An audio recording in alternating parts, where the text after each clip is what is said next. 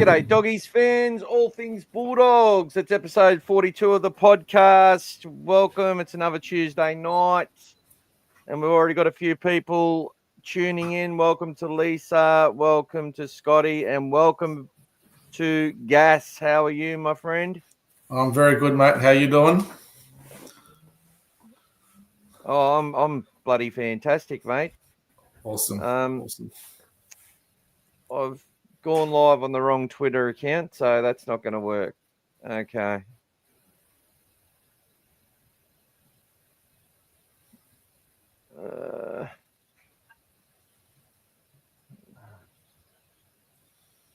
Sorry, we're just having some technical issues here. It's all good. It's all good. So how have you been, buddy? What's been happening? Well, mate, it's good to see the internationals and Pacific Championships are now finally out of the way, so we can have a uninterrupted countdown to the Bulldogs now with all this behind us. So it was I think the Pacific Championships were a much better contest than the Ashes. I think watching those, that the game the other day was, especially that first half, New Zealand and Samoa was a cracking game. In the end, New Zealand obviously too strong, but that was a great some really enterprising play in the end. Unfortunately, the Ashes, they just didn't live up to the hype. Aussies defensively were just too strong, only allowing 2 tries in 3 games. Yeah. So it's it was good, but a lot of players in patches had good moments, but. Yeah, it was good. G'day, Scotty. How you going, buddy? All is good, mate. All is good. So yeah. Oh, there we go. Just sharing it around, guys. We've got 12 people watching. When we get a few more on, we will get cracking. So today we're going to talk about the top 30. So there's been a few people confirmed to sign. We'll talk about the development lists, where it sits at the moment, what we think the development list is, and the top 30. Plus, we're going to go through and actually sort of estimate what each player's worth. We've got 200. We've got 12.5 million the cap at the moment, Gas? Is that right? Yes. Yep. 12.5, yes. For the last couple of years, the Dogs have basically been under the cap. They've been trying to be at about 95%. And I did hear some talk that they front-loaded a couple of players. There would be a bit of cash potentially going to a couple of players who've left early and stuff like that. You got to take that into account. And we're probably getting to a point now where we're spending the majority of the cap for this year. So we'll go through that as an exercise and see what we come up with, and people can also give us what they think a player's worth. If they think we're way off or if they've heard something different, they can let us know, and we'll take that into consideration and see how close we can get to 12.5 million. And it's sort of, look, this isn't, and it's not a thing where we go, well, this player shouldn't be getting that much. And it's just the way the thing is. Some players will sign on for a lot more. Then you'll get players that are very, very loyal because they came on a cheap salary, got an opportunity, and now that they're doing really well, they might take a little bit less than they can get elsewhere to pay the club back for giving them that chance. You've got that situation as well. Plus, you've got a lot of juniors who may be taking a little bit less because they want to stay with the club over anything else and that sort of stuff. So there's lots for us to look at. We'll go through a couple of the chats to see who's on board. Scotty Wood was first on today, and as I said, we've got Lisa, Jane Body, Don Williams has got a comment in there. We'll go through the comments in a second. James is on, Amir's on, and that's all so far, but we'll definitely have more people join as usual. And James Formosa is also on. We'll go straight to James's comment. He says, Gus knows how to shop, brother. Yeah, when we mate D we're coming up with a meme that we're trying to put together of Gus at his out shopping for China, like he's out having a Chinese meal, and on his menus a bit of Tino's sold out and is a bit overpriced anyway, the waiter reckons, and he's never tried the Galvin special before, never heard of it. It's quite funny when I release it and get it out there. I'll send it across and it'll be on the website as well. But we'll go from the top. What's the first thing Scotty says? Lisa says all things Bulldogs YouTube. That's it. Pacific Championships was pretty good. Donnie says, good evening. I really like the signing of Gordon Chan Kum Tong. Yeah, well, on Gus's menu, very good value. Very, very good value. Highly recommended meal on Gus's menu. Not straight away, but I do see a world when he pushes Hayward back to the lock roll. Or do we see a world where he pushes Hayward back to the lock roll? Look, we'll get to that shortly. James says hi. Scotty said hello to Gas. Amir wasn't happy with the Ashes. And he thinks Preston's robbed, as Hudson Young he didn't deserve it.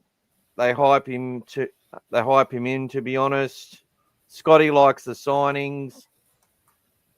And when Gus says our cap is full, do you believe he says this is to sway the media a certain way or just be truthful? He doesn't mention anything about 27. Respect from England, mate. G'day, Strokes, 1983. Respect to you, brother. Should we keep 500k for wiggle room? Talk about moving on JC to free up Josh Curran to free up cap space. Critter for life, up the Dogs. He's just going rank with the up the Dogs, up Critter for life. Welcome to you. Is that your boyfriend? Amir Sidhu, not sure. Probably getting a couple of trolls in. And Timmy's joined and said hello. G'day, Timmy. All right. Let's go back to the first question, shall we? We've got 27 on now. We can get into it. What do you reckon, Gas? And Gordon Chan Kum Tong, who will start in the development list this year and progress to the top 30 for 2027. Do you see a world where Hayward is pushed out of the hooking role for him? You never say never. Look, you got to look at the season as it plans out. I mean, Bailey's going to have an off season under his belt in the hooking role, and he's going to be the main man. He's going to be obviously given the keys as he was towards the second half of the season. It will actually come down to incidentals around him, injuries, changes, how well if Gordon comes on and plays a good backup role, how well he's doing. There's going to be a lot of factors that could determine that. It won't so much be that they'll look to basically move Bailey out of that role.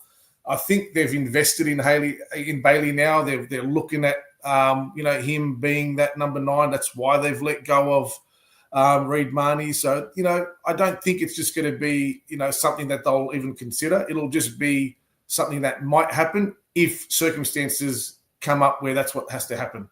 That's what I believe. I mean, hypothetically, if look at last year, you lost Birdo early. Bailey went into the number 6, and then you had different things happen.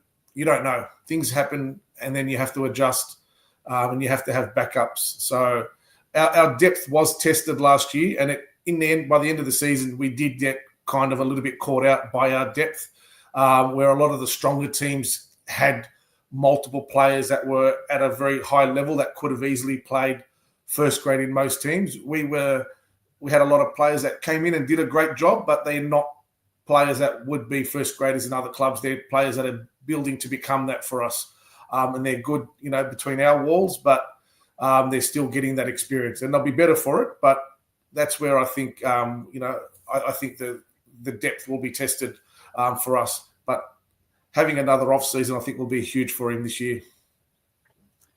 Right. Well, look, I'll give my little 2 bobs worth here. It's going to come down to whether, I think you'll see Gordon would likely start in the hooking role, obviously in New South Wales Cup. if he's not in that role, if I'm not, I haven't heard much about Jake Turpin in recent weeks and days, and he's been removed. He's no longer on the Canterbury Bankstown website, which makes me wonder he may not be. That report that came through may not have come through to fruition that he stayed with the club. So we need to keep an eye out on that. If Jake Turpin's in the side, I think Jake could actually be playing. With Bailey, he's not going to be an 80-minute hooker to start. Like it's too big a risk. And I don't think they're going to want to use Kurt Mann in that hooking role as a first option either. I think they will carry a hooker replacement or someone who can go into dummy half competently, as well as a lock interchange.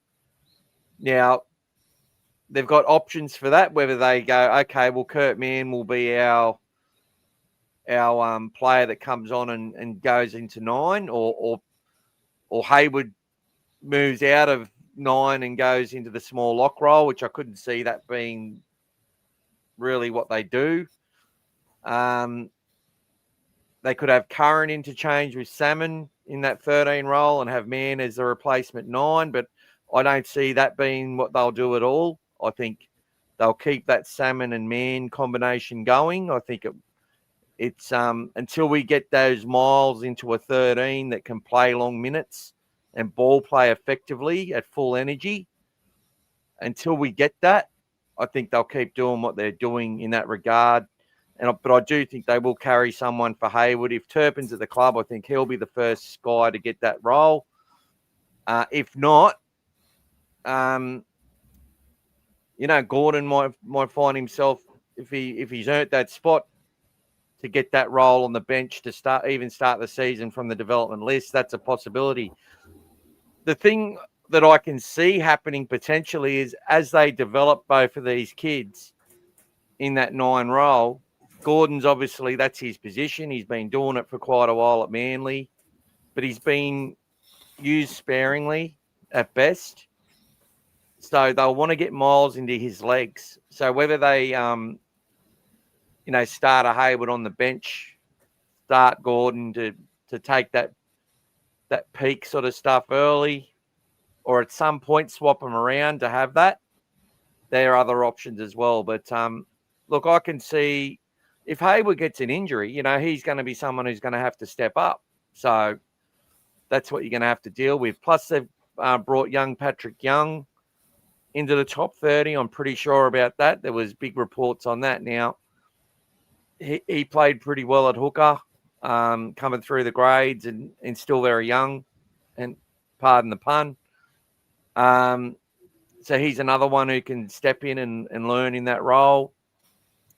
And then you've got Bailey Myers, who was the Jersey Flag Player of the Year from the hooker position, who looks every bit the part as well. So there's a lot of they're putting a lot of focus on that, and plus they've recruited a lot of talented hookers from other systems that they're trying to sort of develop.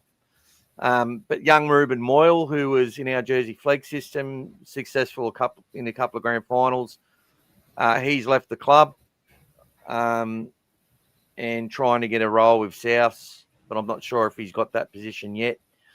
The Afuala brothers have signed with Souths. Geordie Mazzoni has signed with Souths and didn't want to stick it out and fight for a position at the Bulldogs, Geordie, so he's gone off to Souths, where it may have got a bit of a better deal. Very, very fast, and a player that was really loved by the club.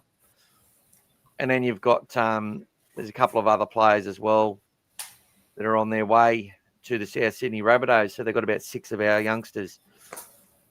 So look, for the balance of the team, if we lose a Kurt Mann to injury, or and they're not satisfied with any of the other locks, in the top 30 or supplementary list that they can use, they may have to move Bailey into that role for the benefit of the team and put someone else in the hooking position.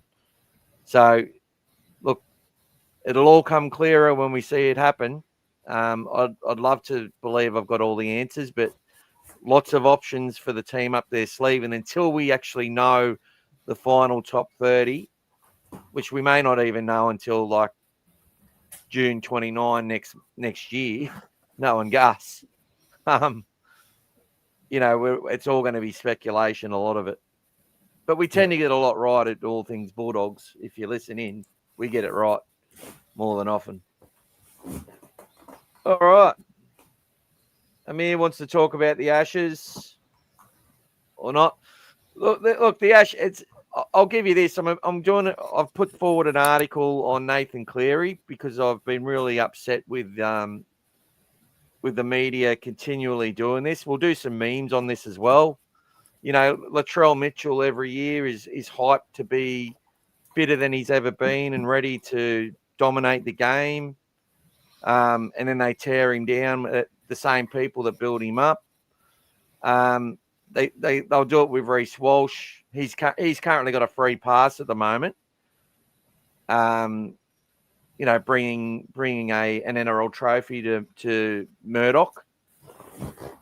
But the commentary on Nathan Cleary, is Australia the only country where a team can go overseas, play on short fields with no lines on them, no 10 metres, win an Ashes series 3-0 by a combined margin higher than any other Australian side for decades has won by, and not even play that well as, in a pretty tough NRL season? Are we the only country that would then attack our halfback to create controversy when there literally is no controversy over there? Like, is it tall poppy syndrome? What is it? Like, why would we tear Nathan Cleary down? He's not the one who says, yeah, he's the best halfback in the world. He's not the one who every single coach would pick first in their team. He's not telling them that. It's the media who does that. So why is everyone trying to attack this guy? I don't get it. I don't get it at all. I just think it's disgraceful behaviour by people attacking him after we just won 3-0 in England. It wasn't the best games.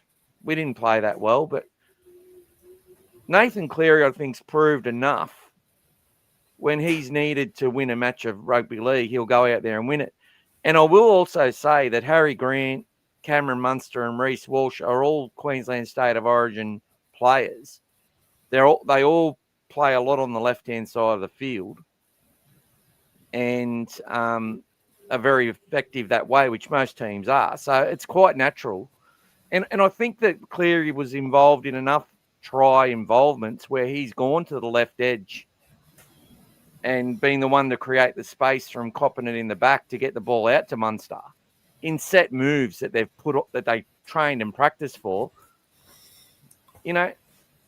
What is this obsession with making one person the absolute hero behind everything? I just don't get it. I think it's a wash-up from the origin. I think it's a wash-up still from the origin.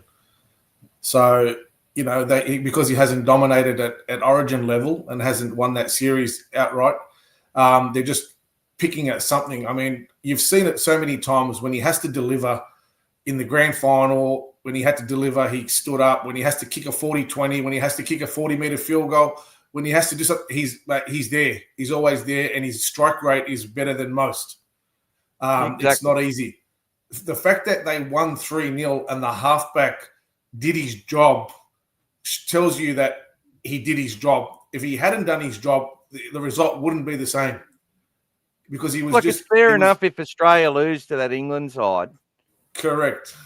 It's fair enough for people to say, yes, there's questions about, there's something about Cleary, but I will say he's won 2 Man of the Match awards in State of Origin. That's one less than Wally Lewis. It's the same as some of the best players of all time. We go look at Ashes results. Australia nearly lost 2 series against England over there. And it took like the brilliance of Mal Meninga and Ricky Stewart to get the Ashes out of the fire, literally, for Australia to win. Yeah. David Morrow, that great commentary. What a try! Send shivers up your spine. You got Darren Lockyer in I think in the last Ashes series that we ever did, where we nearly lost every game as well, and he was literally the difference. The thing is, that's what great players do. When the game's on the line, that's when they come to life. The game wasn't on the line. There was no game on the line against England. They weren't in the contest. Scorelines, what's Paul Creepy Crawley been saying? The scoreline flattered the Aussies. Yeah, he's talking about the clunkiness and the drop balls and all this, and he made out that Cleary did it all. I'm pretty sure Hudson Young and Crichton had about bloody 20 errors between them in 3 matches. It's the end of the long season in the NRL. England's sort of only getting cranking. There's a lot of teams where players were, had their mad Mondays. There's teams that have played till grand final day and they're all tired, They did well, in my opinion. The grand final was 5 weeks ago. Yeah. So it's been a long season, with everything else in between. It's a long time. This is why I thought Kevy should have rotated his team, to be honest. He should have put some fresher legs in there. I know what he's trying to do, and he's probably looking after himself because he's probably got his job on the line irrespective. Don't ask me how, if they're picking him, why his job's on the line straight away. But I know there's a World Cup coming. I'll ask you this, Gas. I'll ask the viewers. How many coaches do you think would have taken the Australian jersey off players that had played in that team and they won those matches? Not many. I don't know. I don't think Mal would have. I think potentially 1 or 2 coaches may have changed 1 or 2 positions for game 1. There could be some debate whether Mal picks a Bradman Best at the centres or picks Shibasaki. I think Shibasaki and another centre might have been in debate for a couple of coaches out there. But I can tell you something about Cleary. Billy Slater would have picked Cleary as his number 7, not Tom Dearden or Mitchell Moses. Mitchell Moses doesn't get a game from any coach in the competition. Cleary's the first one picked. And, people attacking Kevy on this. He picked combinations. He picked combinations from the winning Origin side, from the winning grand final side, all normal selections based on recency bias, based on state of origin result. There's a fair bit of loyalty there shown as well. I think he did what any other coach would have done as far as his selections. As far as Jacob Preston, I think Jacob Preston's a better player than Hudson Young. I think he's a better player than Angus Crichton. But no coach is picking Preston above those 2 players, in my opinion, based on the seasons that those 2 players had. They had good seasons. They played pretty well in Origin. I think Preston's better than all of them, but I can understand why he wasn't picked. I wanted him to be picked. I was praying he would be picked, but he didn't get picked. But he's having a long off-season holiday now. He's got to go over there and, hang with some pretty cool players and learn some stuff from another coach. And I'll tell you what, people put a lot of shit on Kevin Walters, but what they won't tell you is how influential he was in coming up with plays. Wayne Bennett didn't create all the plays out there. Like, he used his brains trust. And while Kevy's a bit of a weirdo sometimes, the Broncos own the out-the-back play for the fullback. That was their move. That they brought that into the competition. That wasn't a Canterbury thing or a New South Wales thing. That was a Queensland Broncos thing. They were the first one to execute it brilliantly. They were probably the first team to bring really massive wingers into the comp as well. They pioneered a lot of stuff. And I'll tell you what, Kevy Waters has got his DNA all over that sort of stuff in that system. So he's got a lot of knowledge, and I reckon it would have been of a great benefit to many players on that tour. Just my thoughts. Sometimes when you're too nice, sometimes people can pick on you. Exactly. Kevy's the type to answer questions that some other people just look at you and go, "Fuck off, mate," or just say nothing and laugh. All right. When Gus says our cap is full, do you believe he says this to sway the media in a certain way, or is he just being truthful? He doesn't mention anything about 2027. What's going on there? Well, this is what you're going to discuss tonight, mate, with the top 30. So we can have a look and see when we get into the nitty-gritty of what our cap looks like and where we think the money's going. All right, we'll tackle Scotty's question on that as well. Timmy says, good evening. Yeah, you too, brother. Your present's coming, Timmy, and once I get it, I'll get your address and I'll send it out to you, mate. Gordon Chan Mung Tung's sister goes to my school.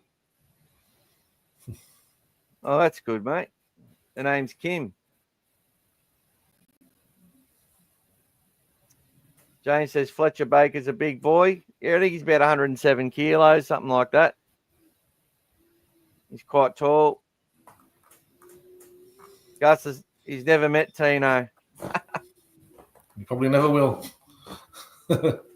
Gus doesn't rate him. He says he's overpriced. Yep. G'day, Mughuss. Welcome. Yeah, rugby league in Australia, brother. G'day, son. Aki. G'day, mate. And welcome aboard Strokes 1983. Timmy says shout out to Kieran Foran. Yeah, well done to him. Yeah, we are. But look, England had an opportunity and they blew it. They had their chances, just didn't execute well. Timmy, I wouldn't say he's a like replacement for Josh Curran at all. Curran's more of a edge back role before he was a prop. Whereas Fletcher Baker to me is more of a prop than an edge. And I think you'll find that Fletcher Baker's on a lot of he's come on for an opportunity as someone who hasn't lived up to the investment that the Broncos put investment in him, and he didn't live up to it. He's come from two good systems. He's got an opportunity at Canterbury to turn his career around, whereas Josh Curran came to the Dogs mid-season, got an early release, and could have got contracts at multiple clubs. Although in the last season of the Warriors, he did spend a lot of time on the bench, but he had a few injuries and whatever else. Yeah, look, Amir, I think the idea would be to have a hooker that can play for 80 minutes, but I don't think a pre-season's not going to be enough. I think the experience he got towards the end of the season is so important for Bailey. And he might play 80 minutes. I'm not going to say that's not going to happen. I just don't believe it will. I think these things take time. You've only got to look at the hookers in our game and how they've progressed from day one to where they are now. It takes time. You just don't get there overnight. But I will say there's so many form indicators that indicate Canterbury should be in the bottom four for the last 2 years. as regards to roster, games played together, NRL experience, age, all that sort of stuff, positions that they actually played, or their preferred positions to where they actually played, all that sort of stuff had us down in the bottom, and we finished top 3. Semi-finals twice in a row. So you can't say that Cameron Ciraldo can't achieve, and these players can't achieve anything like that, because they can, and they may. So we've got to. G'day, Phil. You're at Belmore today, weren't you, Gas? Yes, I was. How was it? It's looking good. There was only the young contingent were out there today. A lot of the senior players haven't come back to training yet. So Lockie and Leo were there, and a lot of the junior players from the young teams were out there. There was a few girls out there, but a lot of the senior players still haven't come back, still away on holidays, resting up. So they haven't been called back to duty yet. But the logos are starting to pop up around the stadium. They finally finished the steps today as well. So the grand entrance to the club, when you arrive at Belmore Sports Ground, they've got the Bulldog logo on the steps now as well. So yep. It's all coming together. So there's been a few changes out there, but it's starting to look good. There's a bit of a vibe already about the place. So, Vegas will come on quicker than we think, guys. Beautiful. So Sean O'Sullivan was signed. We'll talk about each player in the 30 when we get to it. I agree with that statement, Timmy. He provides experience and depth in the halves. I don't think he'll be starting at 7, but he'll be there in his mind, he'll be trying to start 7 for the club next year. And we'll see how he goes.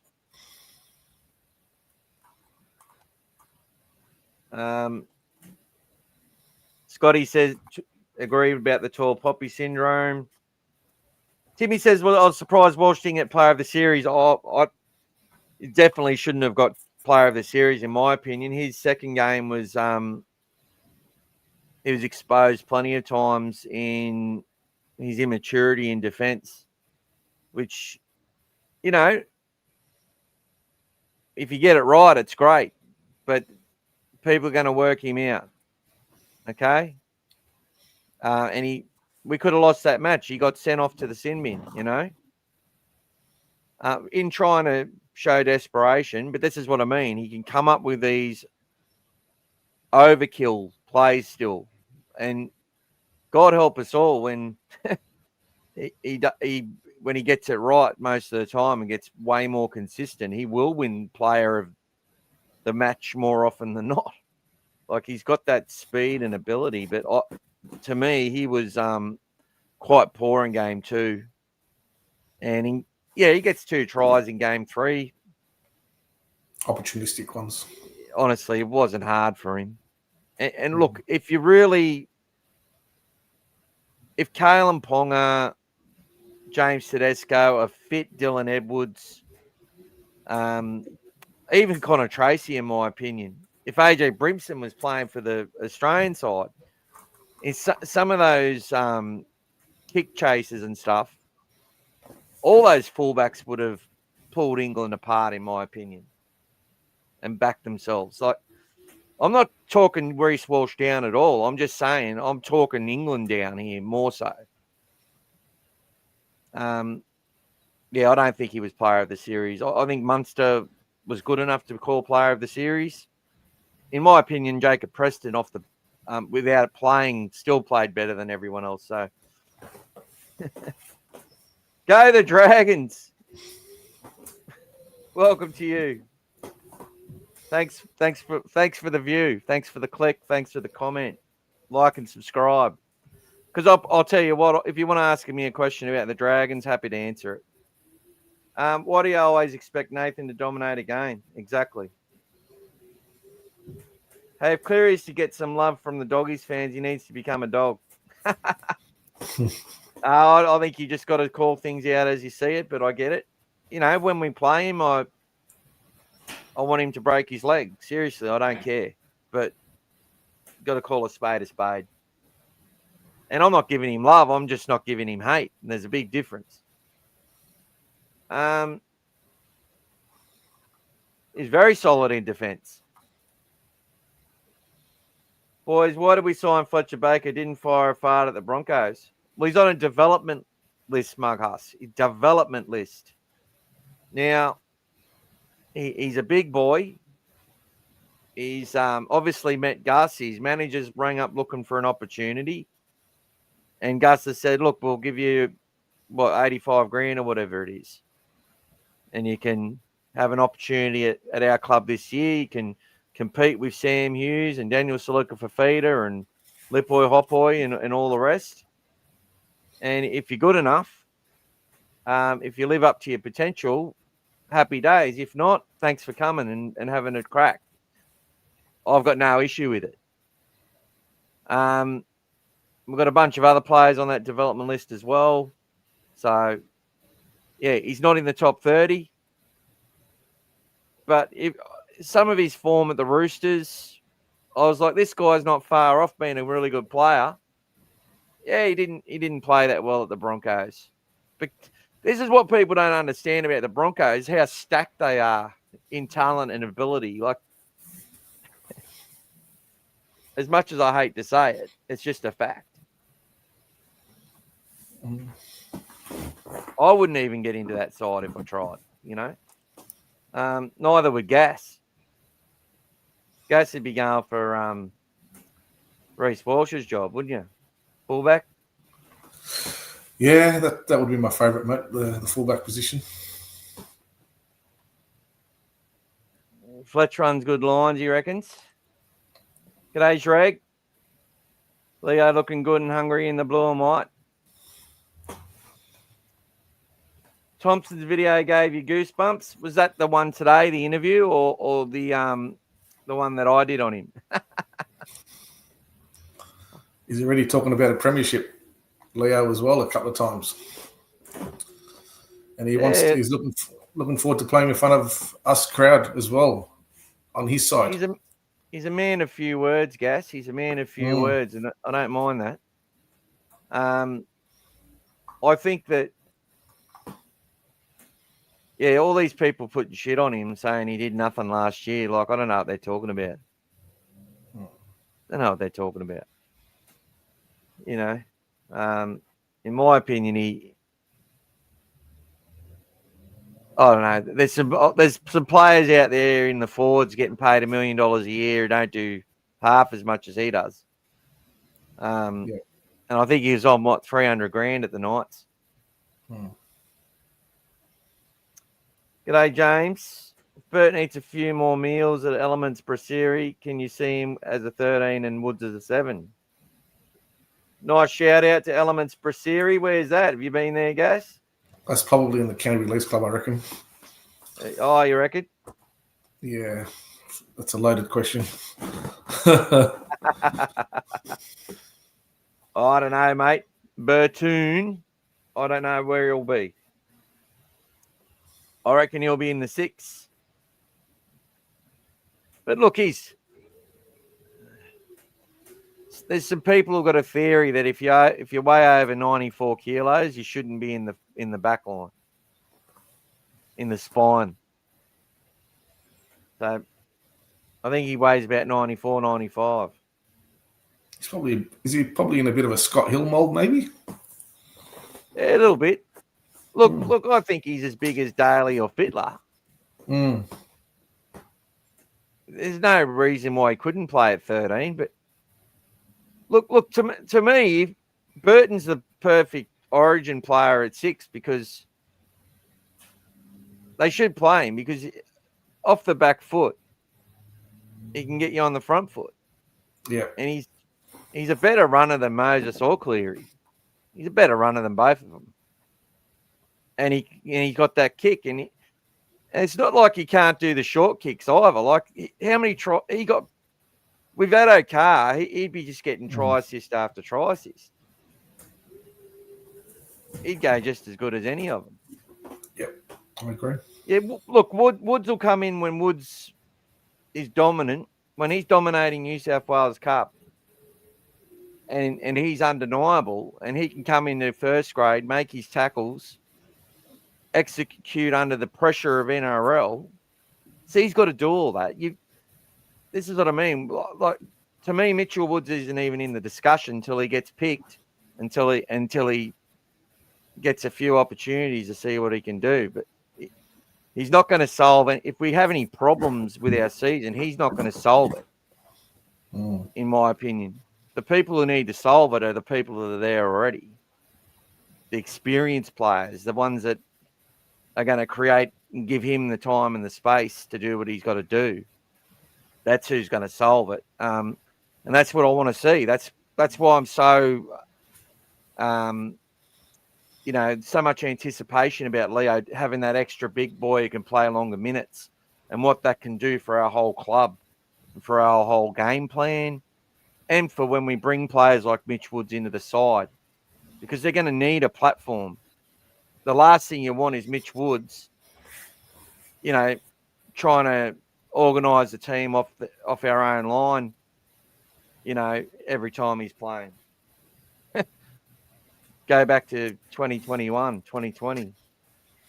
No thanks. You wouldn't want that for anyone. Peter Finker's got a good question there. What do you reckon? Well, if he plays the way he did this year, I can't see why not. He's only getting better and better in my eyes, still. He's fresh. Got a lot of injuries. Yep. And we keep saying it. You take your fullback out of your side. Don't let him train for 2 weeks. It's going to set your season back. And it did. You take your captain out of your side. Yeah, I'd just like to see how the Broncos go without Reece Walsh, how the Storm would have went without Munster. Take Cleary out of the Panthers. How many of those teams win the comp? Do they win the comp with any of those players missing? Yeah, people talk about Canterbury having a shit end of season because of Galvin and chopping and changing. Burton at centre for 3 weeks in a row and no Critter in the last 2 games, basically. Like, how are you supposed to win? How are you supposed to win when you're lacking a bit of depth as well? Yeah. Give us Critter back. Take one of those players out of any team that we have to play, and I reckon they struggle to beat us. That's just what I think. And that's not saying Critter's overwhelmingly better. He's great in defence. He talks, and he gives the team confidence. And sometimes that's all you need. So back onto that. Still dirty. Scotty, he likes Birdo at 13 in the future.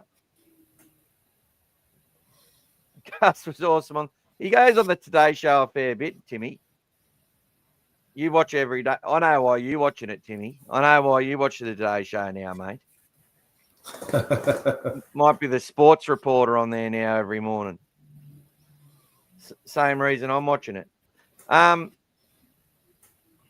But Scott doesn't think that he will play 13. So there you go. No, I think he's referring to Connor at fullback in 2027. Oh, okay. Good pickups. Good pickup. That's all right. Yeah, Tim, I reckon he was deserving player because he come up with the way that they give man of the matches is the person who comes up with the Hollywood moments, and he did it. Yep. That's how they decide it. And that's all the reason they needed to say that Nathan Cleary. They made headlines about how crap Cleary was from a 3-0 series win, whitewash win on opposition soil under conditions that suited the English in every match. And it was a bit of a flop. Yeah, I agree. There you go, Timmy. Yeah, we'll have a look at that in the top 30, bro.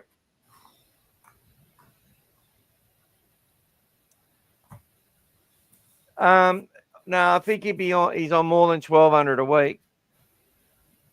So that the 1,200 a week comes into it. So what's that work out of a year?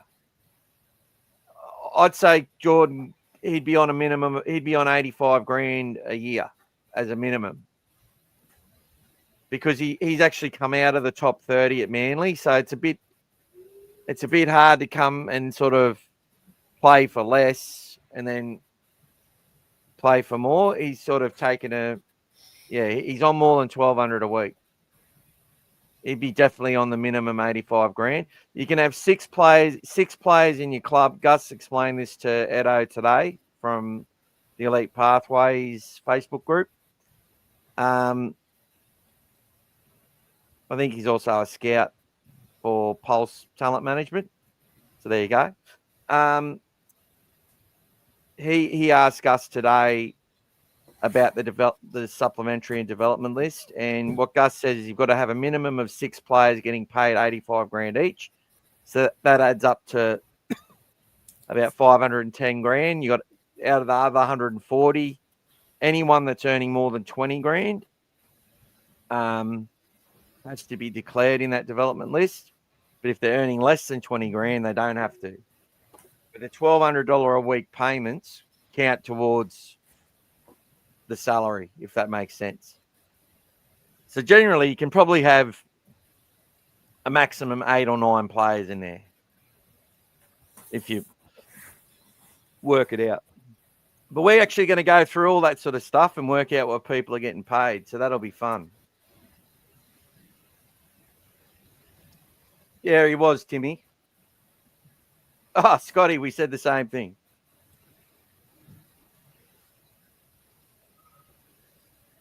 Oh, it's on Canterbury Road, Belmore. What's it called again? Elements Brasserie. You'll have to go there, Gas. Muggas goes to all of these places, doesn't he? I think Muggas is Gus. There you go. It's Gus. Me and you, Gus. Me, you, Gus. No, it's me, you, Gus. Me, you, and Gus. That's where he goes for these Chinese meals. Maybe he gets Muggas after he eats. I don't know. Yeah, we will, Scotty. Look, that's why the Roosters have spent a lot of cap on their youth, and we have as well. So, what do you reckon, Gaston? Do you reckon we go and get into this top 30? Let's have a look, mate. I think we're up to date. Gaston, sorry. I like calling you Gaston. It's all right, mate. Gas is good. I'm hopeless. Do you want to do it? You can get started, mate. Let's go. You got to bring it up. All right. I think Scotty's mentioning we're going to lose a few players to Perth and PNG. I think a lot of teams will, mate. Timmy wants to go to Dynasty for a feed together. No worries, Timmy. All righty. So, what do you reckon Bronson Cherry is? What do you reckon his salary is, Gas? Per year. And we're only talking about 2026. He'd be between 3 and 4. All right. Well, I'm going to keep count on my calculator. So 350, we'll say. Yep. All right, Bailey Hayward, what's he on? Bailey probably about. Bailey would probably be about the same thing, I think. All right, let's go 350. Connor Tracy. He'd be probably around the 400, 450 mark. Yep, I reckon that. 450, we'll say. Daniel Saluka for feeder. He'd probably be about a 250. Yeah, I'd agree with that. And Ari Tawala. Probably 180 to 200, probably tops. 200, I reckon. Who else? Pinal Latu. The fresh signing, probably on about at least 300 to 350, I'd say. Well, I think he was getting offered like 400 by the Knights. So I reckon 325 to 350. Let's say 325. Harry Hayes. Undervalued. I probably think he's probably about 250, 300, but probably will be worth a lot more very soon. 275, but gets an early upgrade, you reckon? Yep, I think so. And look, once we get through, if we get through the top 30 guys and we're sitting on about $1 million under, well, we can go and add an extra 50 here and there to other players, you know what I mean? Jacob Kiraz. He'd be minimum 400, probably as a winger, slash centre, probably 450 tops. I reckon he'd be in that region. All right, let's go 425. Jacob Preston. Preston's another one who's probably going to be due for a pay increase. I think he'd be probably around that 400 mark, but he'd be someone that, could demand a lot more very soon. As soon as he starts playing a few more rep games, he's going to blow up. And guys, while we're here, make sure you like and subscribe and check out dogfathermedia.com.au. Okay. Got some advertisers on there now. If you're in Queensland, want some cupcakes, go to the Cupcake Parlour. And we'll have some plasterers down south of Nowra that'll be able to help you on the website soon. Where are we up to? Jamin Salmon. What do you reckon he's on? Salmon will probably be between about at 275 mark to 300 mark potentially. Yeah, well, he started on 250. I reckon he got an upgrade. So let's go 280. Okay. Just to make it a bit different. Now, I don't know if Jake Turpin's here or not, but let's say he's in the side. Is he on the same money, 250? Yeah, it wouldn't be more than 250. That would be tops for someone like him, yeah. Josh Curran. Curran would be somewhere between sort of the 400 to 420 mark, I think. Someone of his caliber when they brought him over at the time. Yeah, and he's been upgraded since. He got a year extension. I reckon 450. Yep. Jack Todd. Probably close the to minimum, you reckon? Yeah, about 150, whatever the minimum is. Kurt Mann. I think it'd probably be similar to Salmon. I think the fact that they both play a shared role, probably around that 300 mark as well, I'd say. And that's what you've got to take into account. If they're paying players who are only going to play 40 minutes and whatever else, or play less time, they're going to get paid valued less. 80-minute players get valued a lot more. Probably what happened to Reid Marnie. Probably what happened to Reid Marnie. It is what happened to Reid Marnie. His value went down as his minutes started going down. So that's probably one of the reasons why he wanted to find an 80-minute club. There you go. So we're up to Cade Dykes. I think he'd be slightly above minimum, maybe that 175, 200 mark. Someone who's 200. An opportunity, someone who could be, for me, he could be the dark horse of the year. What was Lachlan Galvin on? Was it 650? I think he's probably going to be up to 750 next year, though. I think for next year. I think he was going to be about that 700, 750 mark. Year 2. Leo Thompson, what is it, 825? Thereabouts, yeah. Which was, I think, less than what he could have got elsewhere when he signed with us. Yeah, he was offered over 900 and an extra year at Canberra, so yeah, to come home. Lip Boy, Hot Boy, I reckon he's on minimum. Yeah, but I think that's probably undervalued for him as well. I think, he's the kind of player that he hasn't let us down, very rarely when he's played. So, probably that 150 mark, but he could easily see an upgrade if he can get some minutes and continue his rise. What about Montoya?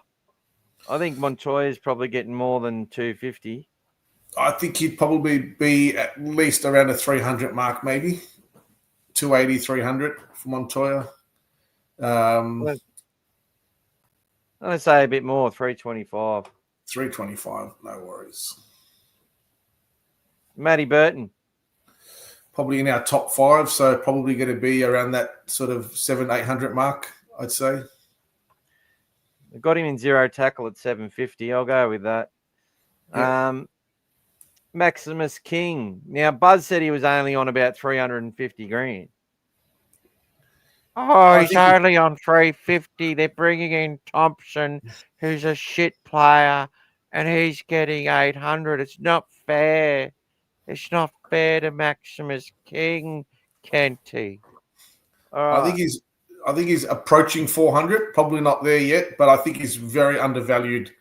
I think he's one of those players that's at the moment showing his loyalty back to a team that gave him an opportunity, and he probably could have got more money if he wanted to elsewhere. He's a value player. What's Mitchell Woods getting? Because I know he was on a. I'd say it's closer to 300 than closer to 200 is what I reckon. I think he'd be getting overs for someone in his position just to protect him. I think just so his manager doesn't get greedy and start running around trying to find him a home like Braith does with his players. Well, Kobe Black's going to the Raiders next year, and there you go. Arguably, he was as good as Woods or Toby from the Roosters in Origin, in my opinion. Yep. So, and a bigger body too. That's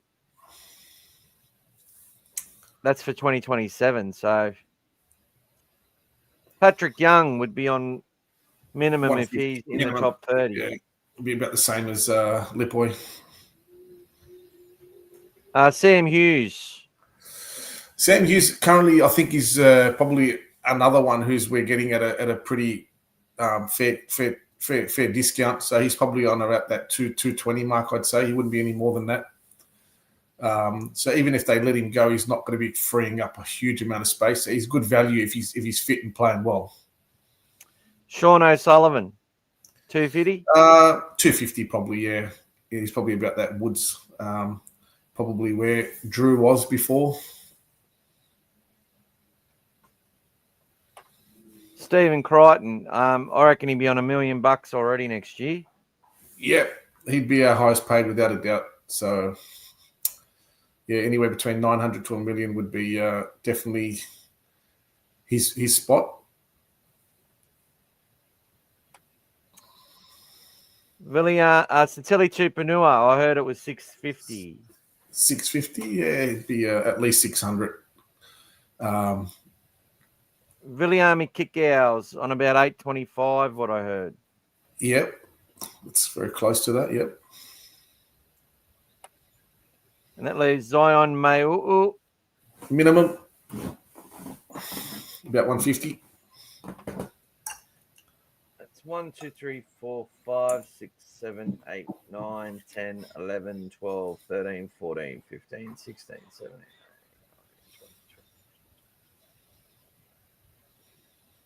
That's 29 players. And Gordon. we've got a total of 11.375 million. There you go. So that leaves us 1.2 under with a player yet to sign. So look, I think you can probably add 50 grand to Bronson Cherry. I think you can add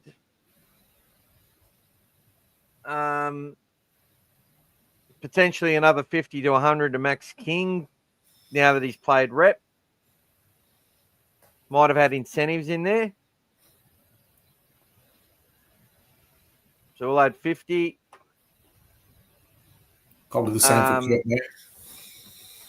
Add 50 for Kurt Mann. And Max potentially King, 50 maybe. for Matt Burton. Yep. And maybe look, that takes us to 11,575. That's 1 million under. You get another player. They can front load or whatever. I think they might be a bit closer than that. I think that potentially players like Todd might have a few more dollars in the bank. Preston may be getting another 50 grand. I reckon we'll add another 50 for Presto. The fact that he's played for Australia, he's probably got to be upgraded as well, or he's been selected. And maybe even a Mitchell Woods is getting another 50. So look, 11.7 makes you 800 grand under with another player to get to sign. That would bring you to 95% of your cap pretty much. But I do have a feeling we're probably closer than that. I reckon there'd be some extra money going to some players somewhere. Are we still paying anyone off? I don't think we've potentially. Yeah. So who left last year? We had Tom Amone, who would be on his second year this year, got a release. But you don't really know if it's... We'd have to cover the gap if there was anything, whatever he's getting potentially. Yeah. So if he was on, say, 200 or 250 and he's only getting 150, we'd have to cover that extra 100 or 50, whatever it might be. Yeah. So, look, I reckon there might be about 300 grand in other payments. Miscellaneous other players, yep. Look, I reckon we're getting somewhere close with that. And then with the supplementary list, listed here, we've got Cassius Tia, Danny Gabriel. Not sure if Gabriel is still in the top in that list. You know, some players aren't full-time training or can't, or they're not sure if they're going to. So there's players like that. Hopefully Jonathan Sewer's still at the club. I haven't heard or seen much. So Jethro Renikama's in our development list. So maybe because we're getting dispensation for him, they can have these other 8 players. So you got Sai Alatini, who was extended for the development list this year. I think Sewer's on development this year. They've added 2 more. I think Cassius got extended for this year as well. Logan. And there's another one that's supposed to be in there that's not at the moment, but will be updated, I believe, is AJ Jones. I'm pretty sure he's in the supplementary list this year. And he's one I'm very confident he's going to blow a lot of people away once he gets fully going, because he's a player that made a difference in every team he played in, especially when he went back to Flegg. Like, he was just too good for that. Played a bit of Ron Massey, too good for that. Played New South Wales Cup, looked like he belonged. So he's another one that's in the running there. And Jack Underhill goes in the top 30 next year, but he'll be eligible from now. Yeah, so it's looking pretty good. I just got a feeling that Turpin might not be in that team now. Scott mentions that we are probably maybe paying for some of Sutton's money as well, potentially. He did leave a bit early. Potentially. Potentially. That's a good one. Mm. All right. So, look, I think we covered. Mark Haas reckon Lipoy's getting at least 220. Scotty thinks Birdo's on 850. Could be. Max King's upgraded. Should be on 400. I think we're pretty close. David was happy with the Buzz impersonation. Oh, thanks, David. You're a good bloke, David. Now, David, what's your name again, David? David Miller. Oh, David, that David. When did we meet, Dave? Did we used to know each other, David?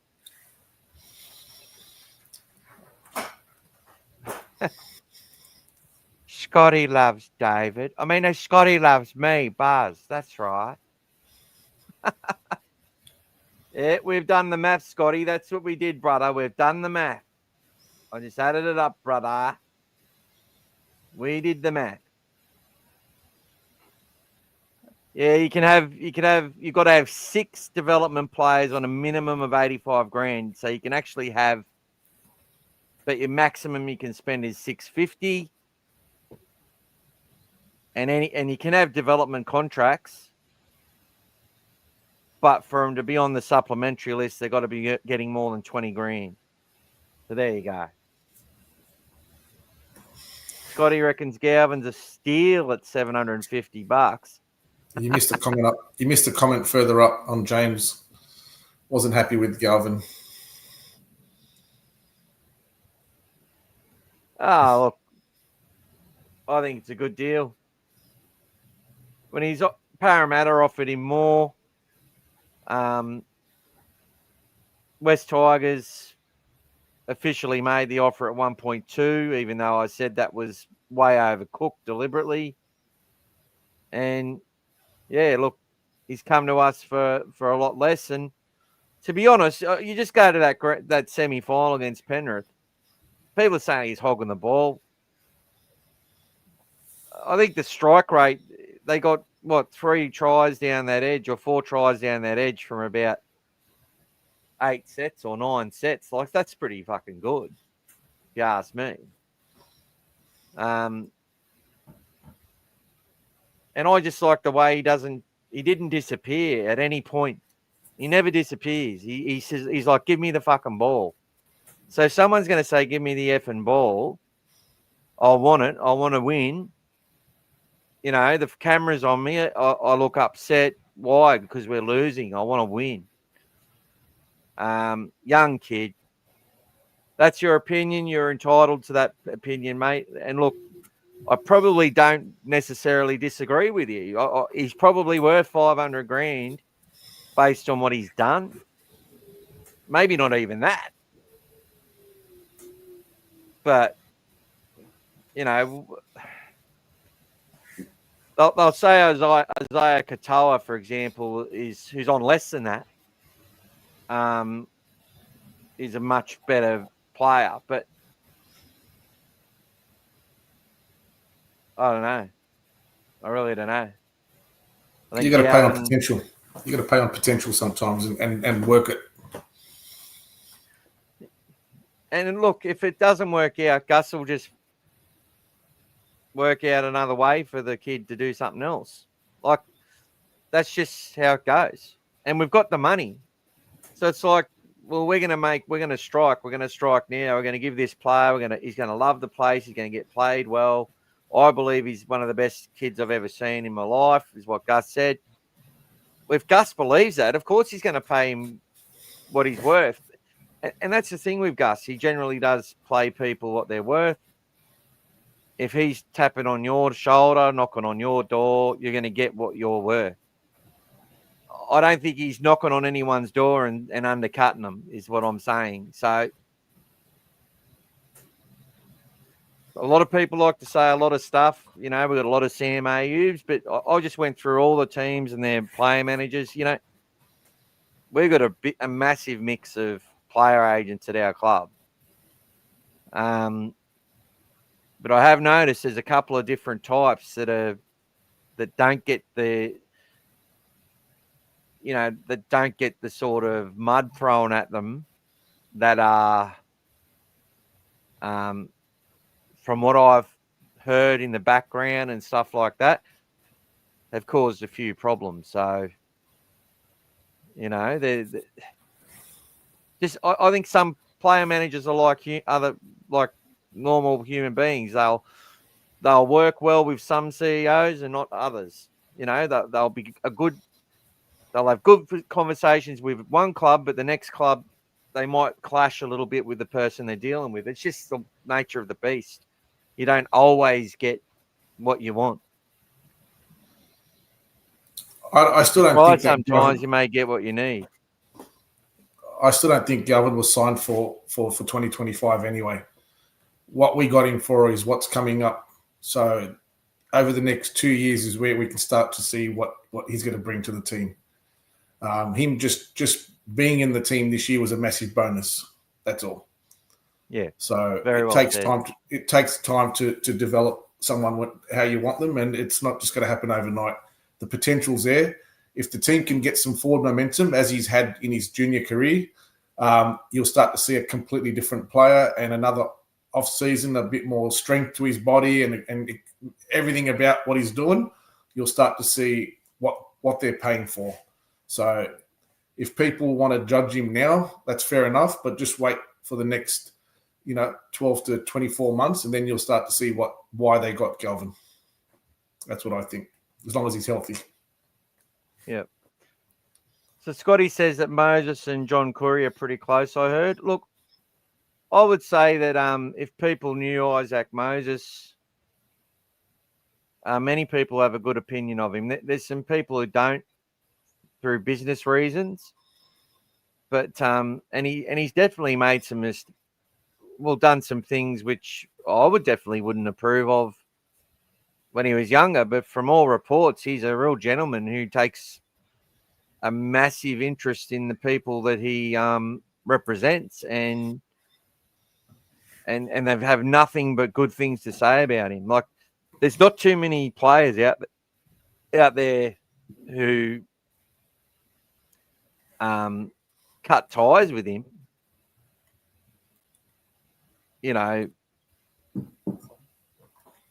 Look, that's what I mean. Like, a lot of people talk as if they know, but you don't know. You don't know the human.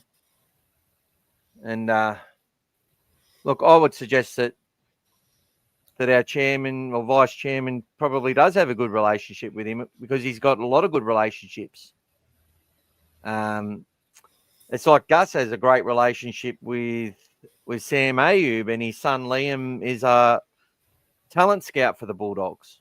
Now, that doesn't mean Liam's just going to bring Ayub players to Canterbury. In fact, we've seen quite a few leave in recent seasons. Reid Marnie being the headline of the Ayub clients. I think Ganari Tuala is an Isaac Moses. We've now got Galvin. Kurt Mann was like the first one in our team. So I think we might have 3 or 4 that are through Moses. I think O'Sullivan might be with Moses as well. So we might have 3 or 4, and Adam O'Brien, an assistant coach. But that's all right. Like, West Tigers have got someone who's got 9. I forget his name. He's got a weird Mario Kaltak or something. Tartak. I think he's got 9 at the West Tigers. Well, he did have. Thanks, brother. And don't forget, Moses has got a massive team of people in his stable as well. When I say team, people that he works with, not that he manages. And a lot of them are the ones working with these players, not just Moses himself. He's got a big team of people that work with him, that look after his stable. And that's why it's important as well. It's not just Moses that does everything. You can't have that size and have one man looking after it. He's got a lot of people assisting him, and they're all working together to bring the best, like you said, to each player and each person that they represent and coach, etc. Hence Well, he's why got someone European footballers as well too, Gas. Yep. So there you go. Donnie says, what position does AJ Jones play? He can play middle or edge, mate. Has the long hair, big, broad shoulders, absolute dominant. Not get excited. Like, hopefully he's training with the top 30 this year. Because he's one to get excited by, and he's another one that Gus mentioned. He really likes him. You think he's so Gus has mentioned Jack Todd, Jacob Preston, and AJ Jones in the last 3 years. So that's sort of become a thing now. Gus, who's the player to watch for 2026? Because the ones he names generally are pretty good and make a good impression. Timmy's asked about Sasai Alatini. I'm pretty sure he's on the development list. He got extended last year with Cassius Tia, so I expect those guys will be having a big season for the Bulldogs this year.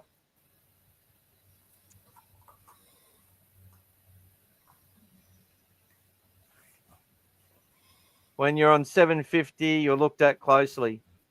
Yeah, I get that, James, but it doesn't justify the way they went about it. You know, look, if Braithen Astor does his thing and they have their discussion on Galvin and they give their points of view, no problem. But then to make it a 90 Galvin 360 episode 3 or 4 nights a week, and then to make his podcast all about Galvin, and then to go on a Triple M and talk about Galvin. And now he's like talking about Isaac Moses trying to get Buller to leave West Tigers so that Moses can get paid money. You know, he just needs to shut up for a bit. Just look, he swears black and blue that he's just doing his job. And maybe he believes that. And I believe that 90%. But it's fair to ask questions of him when he's asking questions of everyone else in a way which, to me, compromises his positions more so than Gus. I argue with a lot of people about this point. Gus doesn't sit there and tear players down one by one that are play positions that he manages. If he just doesn't do it. The only thing I've heard him say negatively is just give his honest feedback about what Tino, whether he would pay Tino the money that they talked about for the Bears. And he just said that he doesn't believe Latrell Mitchell as a fullback has dominated in the NRL.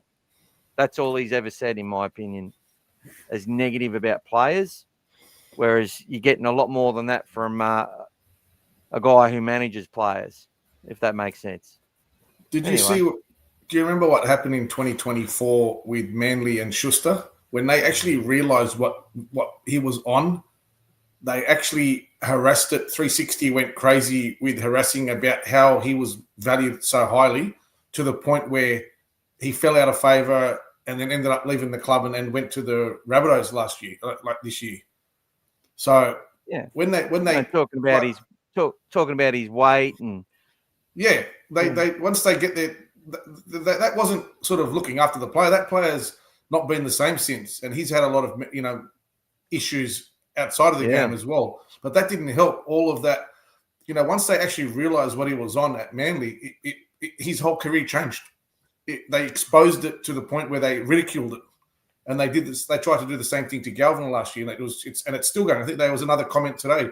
They started back on Galvin now that the internationals are over, so it doesn't stop. So it's consistent. It's like you said, click, click, click. That's all they're chasing at the moment. Yeah. So that's why I say any Canterbury Bankstown Bulldogs page group that is posting these Fox articles, fucking boycott them. Seriously. Love to everyone out there, but stop posting them. You don't need to post them. There's enough information that comes from our club. There's enough information from people like myself and independent writers on Zero Tackle most of the time. Like, it's their job to create headlines as well. Like, they do it. There's some clicky stuff there, and I'll provide headlines for some of my stories, and they might change it because they want to get more people to view it, because the headline won't attract enough people because it's not juicy enough. And then they get there and they read the story and it's, oh, okay. But like, we need to flood our groups and our fan places where we get our information with relative information that has context. Fuck the outrage algorithm away from our club. Our club doesn't need it. You know, we get a lot of positive stories from Channel 9, like in the preseason. I always watch who they do stories on as well, because sometimes I think that player might be on their way out. I have this little, I remember they did some stuff on Avarillo the year before, after not only showing one picture of him in preseason, before he started playing centre under Serrato in 23. Last year, they did a little thing with Curtis Moran, and I'm like, oh, yeah, Curtis will be gone. So I'm wondering who is sort of put on show with Channel 9, doing some positive stuff out there in the community or whatever, talking up their game for this year. They might be someone who is sort of the club's helping them and their manager to get himself another gig somewhere else, based on, you know, our balance and whatever else.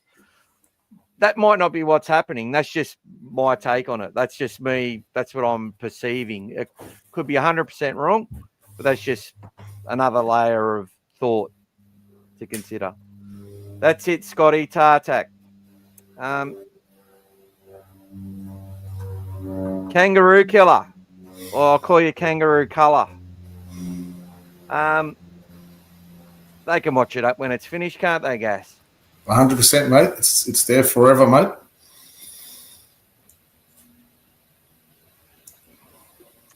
All right, let's stop presenting this. Bring our beautiful heads up a bit bigger. Timmy asks, will Otukolo play New South Wales Cup in 2026? I have no idea, mate. I felt he did a good job last year, and I actually felt he went pretty well at 13. A good leg speed through the ruck. His ball service wasn't too bad. But yeah, I liked the way he played.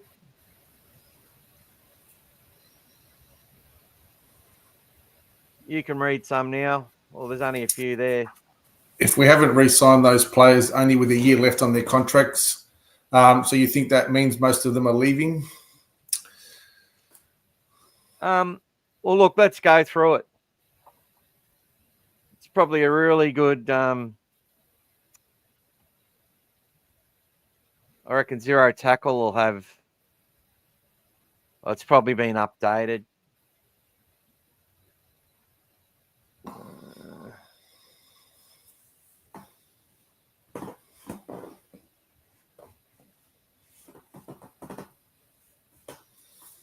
While you're doing that, mate, I posted a interesting stat yesterday for any of those who might have seen it on All Things Bulldogs. Oh, yes. In searching for my statistics that I use for the countdown to Vegas, I uncovered that Daniel Saluka Fafita has the best strike rate for any Bulldog player in history that's played 10 games minimum. And he's won 11 of his 12 matches. And the only game that he didn't win was the game that he actually got knocked out in the first minute against Penrith when we lost 8-6 in round 17. So he's actually won 11 from 12 games. So he's our charm. We need to get him on the field more. Yeah. That's an interesting stat. When you look through the history of 90 years, it's first only player with that. Now, obviously, as he plays more, that could change, but still a good stat for him to have. I'm just trying to get it up now. Yeah. That's what she said. Dogfather Media, guys, go to Dogfather Media. All your Bulldog content now is just overload there. It's flowing. Yeah, bro. It's your one-stop shop to everything Bulldogs. Dogfathermedia.com.au.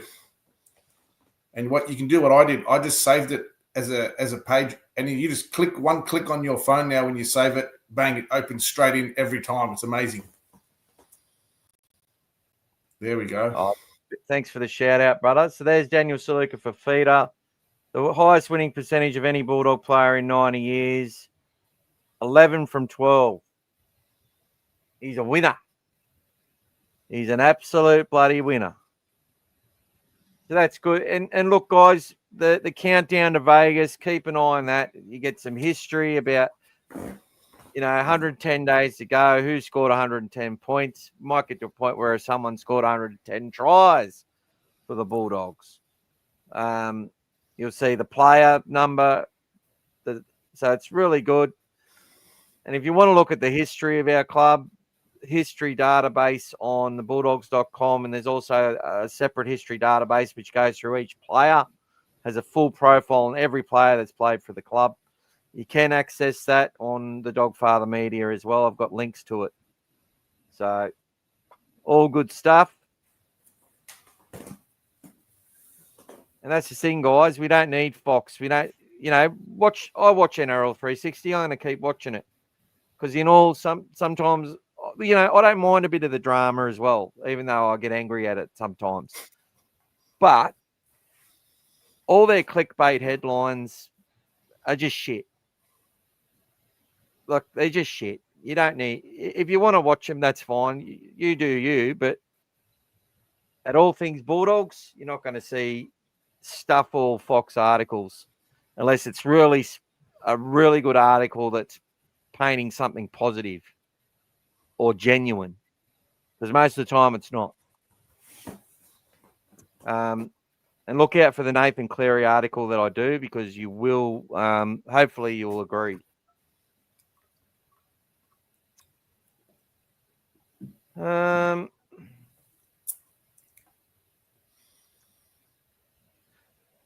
yes.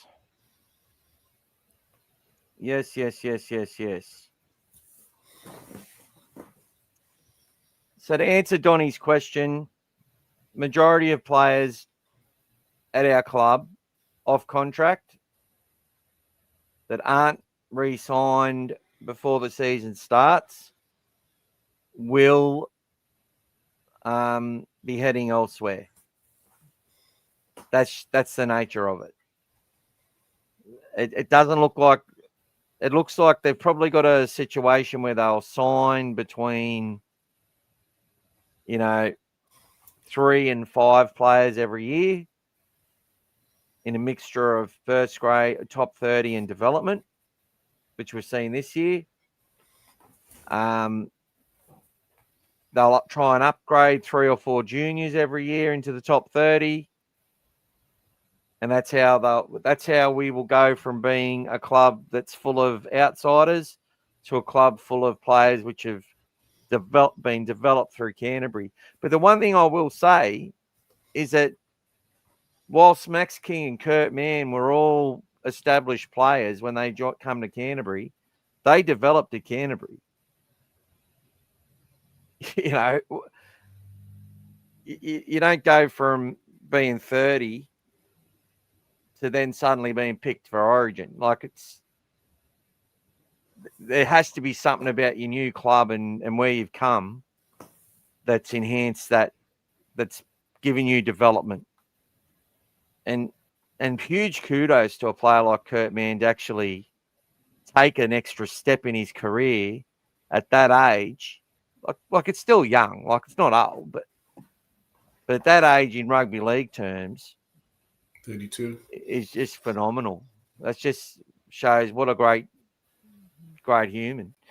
And Max King, we all saw where he come from to where he is now. If you didn't, and they had that mold issue in their house. If they didn't have that, that also affected our season. So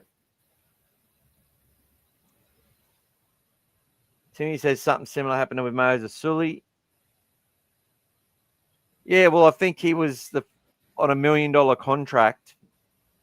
They made it sound like it was $1 million a year at Wests. And then he went to the Bulldogs, and then Des axed him because he was late to training a few times. And then he went to Manly, got his life back on track, and now he's at the Dragons. But he was on big money pretty early, wasn't he? Yep. Kangaroo Killer says he rates Baker and he'll be another project for Serrato, as was DSF. Well, the rehabilitation at the Bulldogs has been phenomenal, hasn't it? Yeah. Justin Lang, son of John Lang, brother of Martin Lang. So he's been working with Leo Thompson. I'm pretty sure he did a lot of work with Cade Dykes. And he'll be working with other players in our club to resurrect them and get them feeling to 100% capacity. That's a very, very good thing. Scotty loves DSF.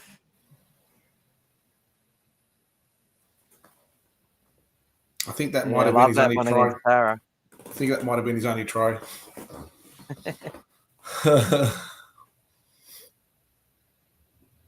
Scotty wants to go to Vegas. So do I. So do I, Scotty. We can beam me up there. Take me. I think we need to ask. We need to ask someone at the club to get us there, mate. What do you reckon? Look, there's a lot of people with deep pockets, mate. They just need to, drop a few coins. Well, look, there's 1,800 subscribers. If everyone paid me $3 each, I can go. There you go. So, get the super chats happening. Or give me a super chat. And then of $5 each, and I'll be able to go to Vegas. How's that sound? Nice goal. Come on, Timmy. Show me the money, brother. Oh, your membership's dropped off, Timmy. You're not a member anymore. What's going on? It's all right, brother. Go back up one, mate. Go back up one, chat. I shouldn't put you on the. I shouldn't put you on. I shouldn't put you on the spot like that, Timmy. But as mates and friends, we can be honest with each other. Oh, Jamie's watching somewhere, mate. He'll be watching. He'll probably come out if you call. If you build it, he will come. Oh, thanks, Timmy. Champion, bro. And send me your address on Messenger, mate. So when as soon as I get your prize, I will send it. Look, I made this for one of my mates. I'm going to send it to him. For the smokers out there. Zippo. There you go. Oh, I told you Jamie was here. If you build it, if you call him, he will come. He's the best bulldog in the comp. There he is, right there. Kangaroo Killer had a question, mate. Who do you think will be our next fullback? I think our next great fullback will be either Cade Dykes or Stephen Crichton. You've heard it here first. We don't talk about Mark anymore.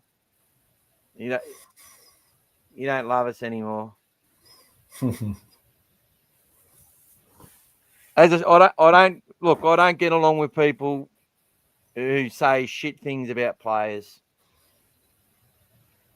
too much. So there you go. But good, he's still a good bloke. We just don't get on.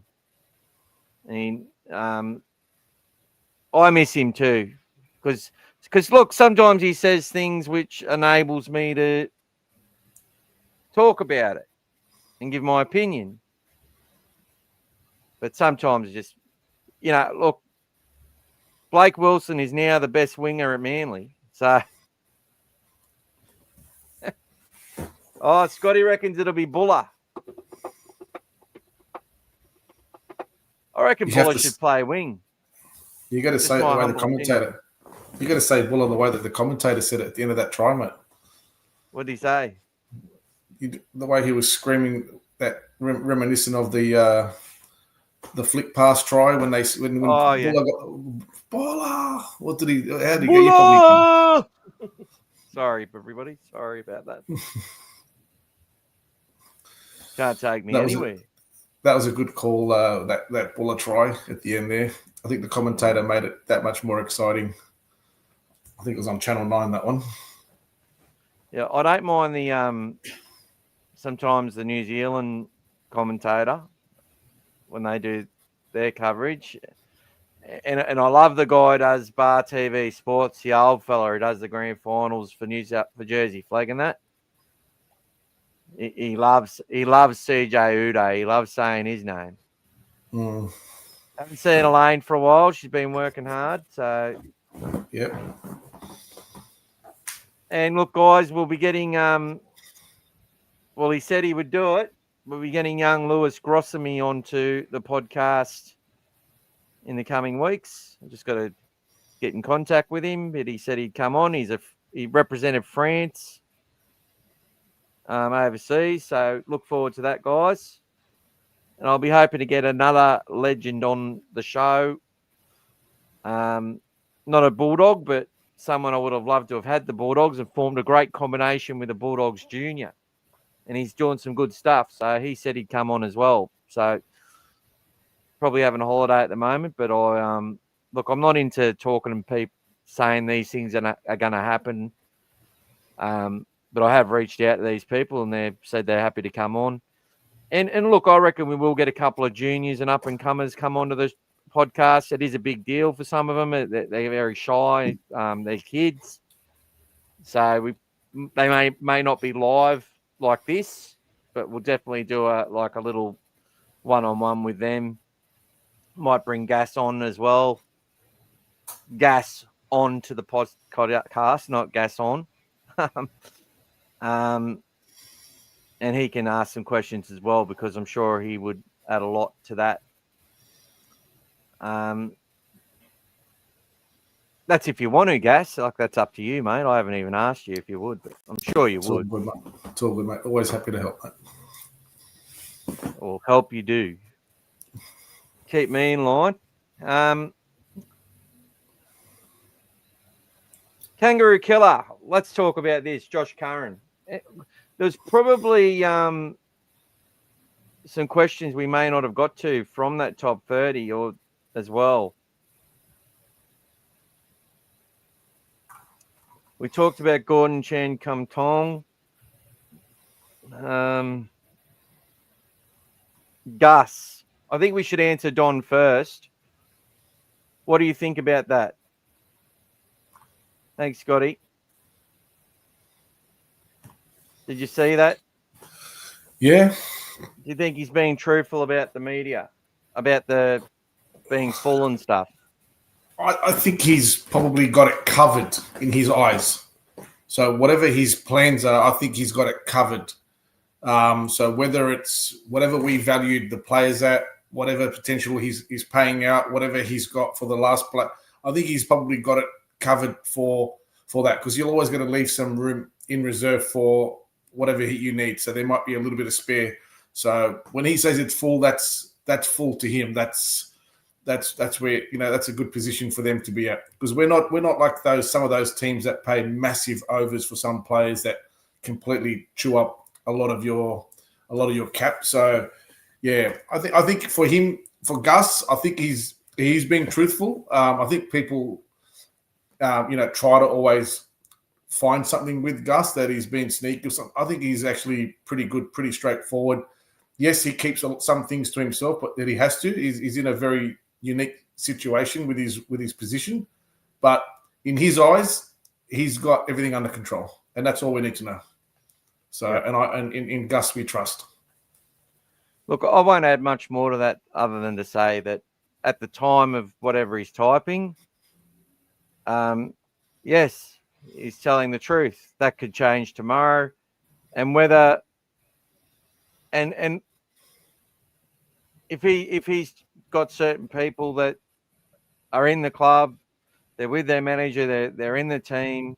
He might not. He might know in the back of his head that that player will be moving on once they find out about it, or that him and their manager might be working on a way to get them somewhere else, or their manager might want this, and the player might not fully understand or know about it. There are situations where that happens. Because managers are always working behind the scenes to try and get better deals for themselves and their players. So look, at the time of printing, I believe he's telling the only truth he can tell, if that makes sense. Like, yeah, he knows one or two players that are there and hold positions now are going to move. He's not going to say anything about it. You're like, he can't. This is what I mean. Like, the whole Galvin circus was just ridiculous. Even when it came down to the guy from the Raiders going back there, they said, no, he's not leaving the club because he was in the middle of a negotiation. And if he says that, yeah, he'll be leaving, that might have cost the Bulldogs $200,000 or $300,000. You just don't know. But if he was holding tight on a negotiation and saying, well, this is all we're going to pay, you'll need to come up with more money or something better for us in order to make this deal happen, meaning that player's manager and the club that he was going back to, he's going to come out in the media and say, no, he'll be at the Bulldogs. So people can call him a liar or whatever. I think he's learned some lessons where he doesn't sit there and say, oh, the Dogs are going to win the comp in 5 years and shit like that. He just says, I don't know how long it'll take, but we're going to make sure this club doesn't go 8 years without making the semi-finals and becoming the easy beats and the embarrassment of the competition ever again. And I believe him when he says that. So it's fair to say the word that you can probably use about this industry, this club, it's dynamic for any club. Dynamic. So it's constantly evolving. It's changing. Like you said, something happens. A manager wants to have a player go somewhere else, release for whatever reason. Bang, you free up 500,000. Whatever. Something happens. It's dynamic. It's constantly evolving for every club, every sport worldwide. It's always a moving chessboard, mate. You just got to keep. You just need to know which ones you want to keep and which ones you don't. So, and look, go with the flow. And you got all these other factors as well. You've got managers who telling their client they can get more here, there, and everywhere else. You got, and probably the final point on it. I've just lost my train of thought, so I'll leave it. But you got players that lie to Gus as well about things that might have happened, just before a semi-final that end up costing them their career at the Dogs. Different things happen, mate. It's dynamic. That's what I'll use. So at the time that he was asked that question, that was his answer. That's it. Should we keep 500K for wiggle room? Talk about moving on Josh Curran to free up cap space. Look, I think they might have 500K wiggle room. When we did the maths, we probably had that. But Josh Curran, look,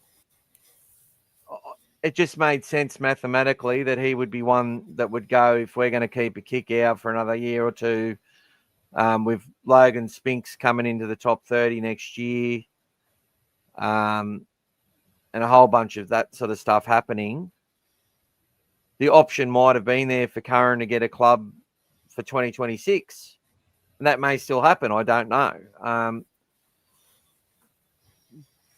And if I think that was to happen and the other club paid enough money and whatever, that might be something we allow to happen. But I think it'd be more likely that Curran would want to stay with his mates, play out the year and try and increase his value as much as he can.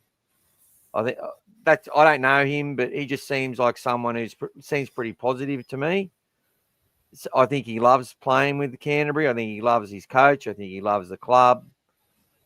Seeing him holidaying with Marnie just gave me a little bit of a weird feeling. But they're obviously fucking good mates, or they wouldn't be doing it. But I was wondering, your mind starts to wonder, is there any negative talk happening? Is he potentially going to the Cowboys, Like, there's all these things away. They got girlfriends. He wanted to come back to Sydney, like he was homesick. So I don't think he'll be going to Perth, but I don't know. I think if he probably plays for another Sydney club. But who's to say he doesn't come out and say, no, look, I'm going to try and get an extension at the Dogs, and just plays his heart out and has his best game. Now, another comment was that he's probably wasted in the middle and better on an edge. To me, he didn't prove that point until when he was dropped and he came back and he had to play a bit of edge in the last few rounds. I hadn't seen him run as hard since he'd been at the Bulldogs. So it's been hard for him in the middle because he's had to cop extra on his body and extra on his workload. But look, I've watched that guy just play 80 minutes of desperate football and playing for the Prime Minister's game. He's one of the best. Is one of the best out there for sure. Yep. So, yeah, he's a good player, Josh, and he's just going to try and do his best every time. But one thing I would say is in the middle, when he's got to go against really good forward packs and do it back up sort of week in, week out, especially if he has to start and stuff, takes it out of him, and you're going to see more penalties and more fatigue errors and shit like that, because he's probably is better suited to an edge. But in our system, we've got Jacob Preston and Viliami Kickow there. Like, there's just no starting spot on the edge for Josh Curran unless those players aren't in the side. Was there any other questions on that? Fletcher Baker. Yeah. He's not replacing Curran. No. Fletcher Baker's on the development list. So he's got an opportunity to get himself in the frame as someone to compete for a first grade spot and a contract against a whole bunch of other players that this club has invested in, like your Hugheses, like your Daniel Saluka Fafitas, like your Jack Todds, are all going to be desperate for probably one or two spots. I reckon there's 5 players playing for 2 positions in our team for 2027. Any other questions out there, do you think, that we missed? No, we probably, we can come down a bit more from where you are. So, you can go from there, mate. It's a big call, that one. Yeah, look, I thought Paps was coming for a while too, and I heard some stuff as well that he might want to come back to Sydney and yada yada yada. But I think he'll be going to NRL Rugby 360. Sorry. James loves your work, Gas. There you go. Thanks, James. Love you. Right back at you, mate. Wayne Bennett once said he's never pay a forward over 500. That's when 500,000 used to be. It's now 1 million, I guess. It's values are going up. Salary cap used to be 3.5 million. Things keep changing. Yeah, that's it. Look, no, they apparently we're talking about winners kick off. So if you score a try, you kick off. That's not going to happen. Can I add something to that? Last month, I was at Kudos Arena for Teddy Swim's concert hosting for work, and I bumped into Dean Hallertau. He was in the box. He was in the box next door, and he works with the NRL. And in our box, we were actually talking about possession in NRL, how so many teams, when they get on a roll with the possession, it's just so hard to stop.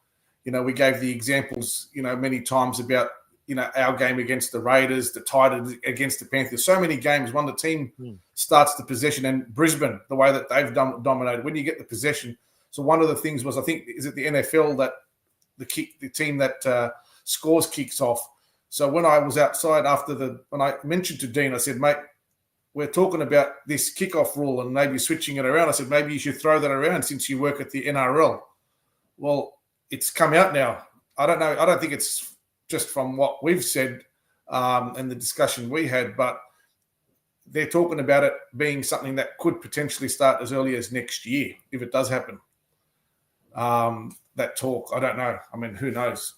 I mean, I think there is that talk about trying to change the flow of possession, because it does. At the end of the day, it doesn't even make it fair when you think about it. I mean, teams, when they get on a roll, they just come straight over the top of other teams. It's, especially with the 6 agains and everything else, it's not making the game sometimes pleasurable to watch. Who was it? Was it Roosters? That 40-0 in the second half against, was it the Storm? Yeah. Yeah, I know they had players missing. They used it in Super League, and all it did was make the scores higher. It didn't actually so scores increased. So the average scores went up from the ARL comp. I actually don't like the rule. I never did. We used to play it we actually used to do it at school. If and look, for some teams they prefer it, because they'd be like, yeah, we just scored. Now we want them to get the ball and we want to smash them and force them into a mistake. I know Canterbury, one of our problems has been is when after we've scored, we knock on a lot. But also when we concede a try, the team who gets the next set tends to roll through the middle. That just seems to happen too often. Even under Serrato, I've noticed that. But look, momentum is a thing, but I'm just happy with that. I'm like, okay, we got to stop the momentum. How do we stop it? I think the dynamics changed from before with the 6 again rule. Without that rule, I don't think it happens as much. I think it's okay. That for me would be the only reason that once that momentum starts to flow, that 6 again rule just keeps, and you see it now. Some teams can get between 10 and 20 tackles before the other team gets the ball back, which is just too much. And once you fatigue in those 5 minutes defending, you're basically burnt out for the next 10 minutes, which is then turning that around. So it can be different. There's a lot of ways to look at it, but if they were to change it, I wouldn't be against it in this instance, especially with the current environment of the game, the way it is. Yeah, look, I'll go with whatever they go with, but my first thought is I don't think it's broken. I think that's just part of the fabric of the game, and I've like, just even watching the Bulldogs, we had so many close victories. You watch the Dragons, they had like 8 or 9 losses by less than 4 points. Yeah. So there were a lot of tight matches in the competition. Even some of those games the Panthers lost when they relegated the last on the ladder, like they had like 54% possession in some of those matches. Like it was in the second half and stuff, like totally dominated possession but couldn't score. I think through the origin period it's a bit worse. I think momentum's even worse through that period. You got teams missing players and we did see a lot of comebacks in these final series as well from the Broncos, but I don't know. I went and watched the Raiders defense, and their right edge defense really struggled all year. It was exploited badly by a lot of teams. We exploited their left edge defense when we made our comeback. They sort of didn't expect it. But Tomoko, he struggled all year. They gradually he started missing a lot of tackles on that edge, as did Fogarty and the like. So, Kangaroo Killer. But it's good that we don't agree on everything, Gas. I think we agree too much, brother. It's all right. Kangaroo Killer. Kurt Mann, Harry Hayes, Satili, Josh Curran. Yeah, look, a lot of people are going to pick that bench unless there's a plan for Kurt Mann to back up Bailey Haywood as the 9 and play Josh Curran interchange with Jamin Salmon. I don't think they're going to carry. I think Harry Hayes and Satili Tupanura will win the battle. If they're injury free, I think they'll win those positions on the bench if everyone's fit. But I think Josh might be the one who misses out.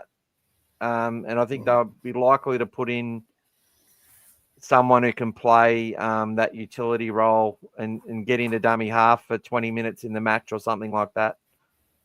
That's just my belief. G'day, Pete. Good to see you, bro. And it was Pete's idea that we go through the top 30. He provided the top 30 list Pete. For us all. So thanks, Pete.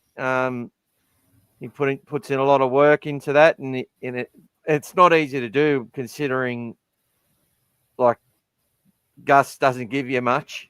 So you just sort of playing by ear a little bit and by feel, but yeah, and it was his idea to go through the teams and what they're worth and that sort of stuff.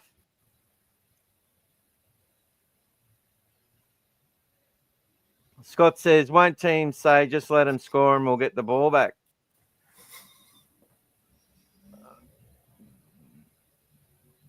Look, I think that happens already sometimes. There's games where they're like, it's easier to plan for next week by, not overplaying for the last 5 or 10 minutes when you're defeated. Because you see a lot of teams who get smashed, they come back the next week and they have a bounce back. Because really, they weren't under too much fatigue because the other team just kept scoring too much. Whereas it's not like the Bulldogs where we're just defending our ass off for 80 minutes, desperate to win everything. I think some teams might have,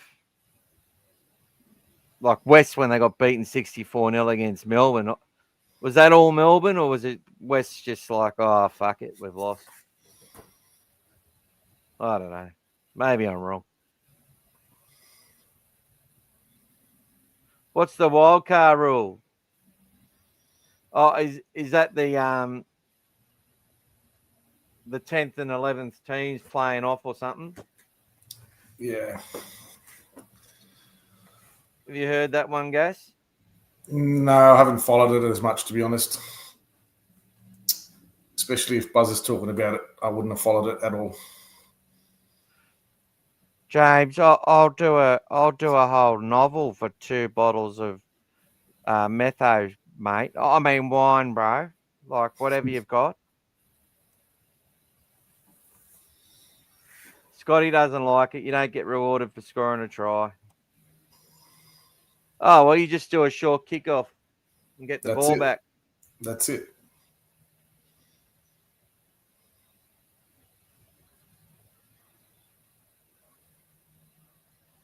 We also changed it in Oztag. Oztag used to have it one way and they changed it another way. Same thing again. It was scorers, then it was defenders. It chops and changes. Yeah, look, you've got to constantly look at these things and see how they fall out in practice. But, yeah, honestly, whatever they come up with, that becomes the rule. Some people will love it, some will hate it. Like the corner post, mate. You can touch it now. So there's so many things that keep changing. Oh, look at this. Michael Jeffrey. Staff writer.